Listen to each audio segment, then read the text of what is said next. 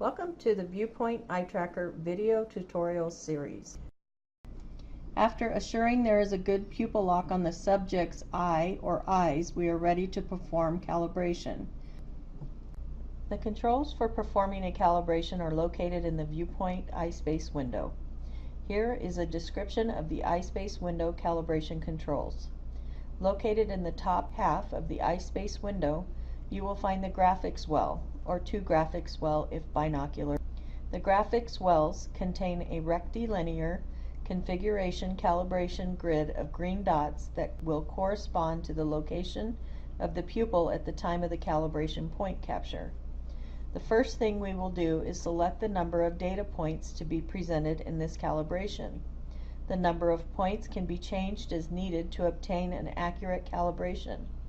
To set the number of data points, mouse-click on the arrow in the data point presentation number box located across from the data point slider and select the number of points you choose to use. We will be using 9 points for this demonstration. Generally, 12 to 16 points will provide a very good calibration.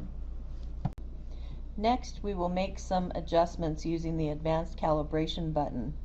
The Advanced button, used to bring up the Advanced Calibration window, is located at the bottom left corner of the EyeSpace window. Mouse clicking the Advanced button will bring up a new window that will allow you to make several adjustments to how the calibration is to be performed. Two very useful items are the duration and warning sliders located near the top of the window.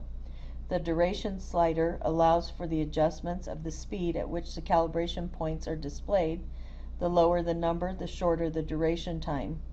The warning slider allows the adjustment of the length of time the Get Ready warning is displayed before presenting calibration points.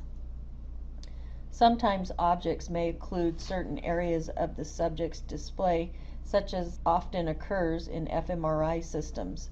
The size and shape of the calibration area in which the data points are displayed can be adjusted to accommodate this problem. In the Viewpoint EyeSpace window, mouse-click the Advanced button, then mouse-click Adjust Calibration Area button, which opens the Regions tab in the Controls window and selects the calibration region. A calibration grid will appear in the GazeSpace window, showing the location of each of the selected numbers of calibration points. To adjust the location and/or shape of the calibration grid, click and hold down the left mouse in the upper left area of the GazeSpace window where you wish the calibration grid to start. Drag the mouse button down to the lower right area of the GazeSpace window where you wish the calibration to end. Before performing a calibration, if using a binocular system, you may choose to turn on the binocular averaging. This can be done by clicking on the binocular tab at the top of Viewpoint and from the drop-down menu selecting either the Show Averaged Y Gaze Position, which averages only the Y values resulting in the same Y value for each eye while leaving the X values different. This can greatly reduce or eliminate errors due to torsion of the head but leaves Vergence information. Or selecting the Show Average of Eye Positions, which yields a single point, that is the average of the two eye positions. Next, we will perform a calibration using the Auto Calibrate button. Mouse clicking on the Auto Calibrate button will begin a new calibration. Warn the subject of the onset of calibration stimuli to ensure successful calibration. Instruct the subject to look directly at the center of each stimulus until it converges to a point. The default for the calibration stimulus points to appear in random order. Start the calibration by pressing the Auto Calibrate button.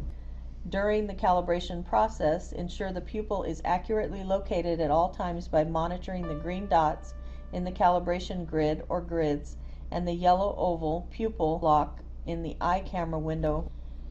Check the calibration by examining the positions of the calibration data points in the EyeSpace window. Successful calibration will be indicated by a rectilinear and well-separated configuration of green dots corresponding to the locations of the pupil at the time of the calibration point capture. uniform curvature of the field of dots is acceptable.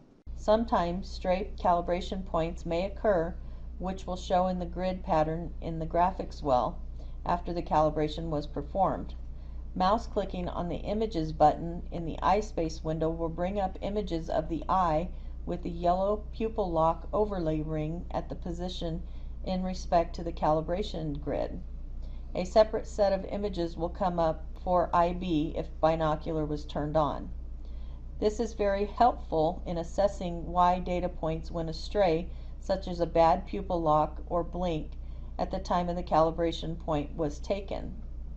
Clicking the image in question will select and highlight the corresponding calibration points in the graphics well.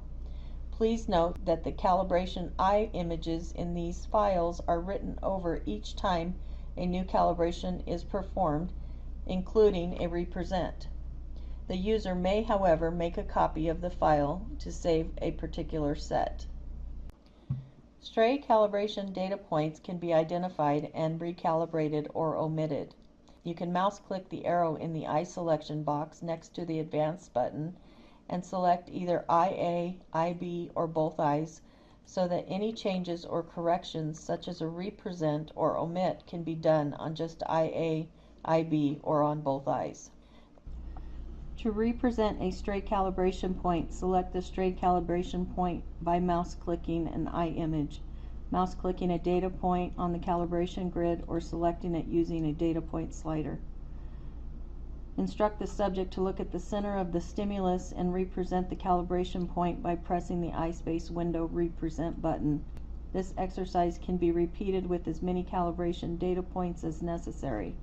If the calibration points are not rectilinear, for example, there are lines crossing, then complete recalibration is necessary. If a particular point cannot be recalibrated, then select the point and mouse click Omit button. You can reinstate a omitted point by clicking on the Reinstate button. A quick check of calibration accuracy may be done by asking the subject to look at a particular point on the stimulus and using the gaze space window to verify that the gaze point matches up with the points looked at.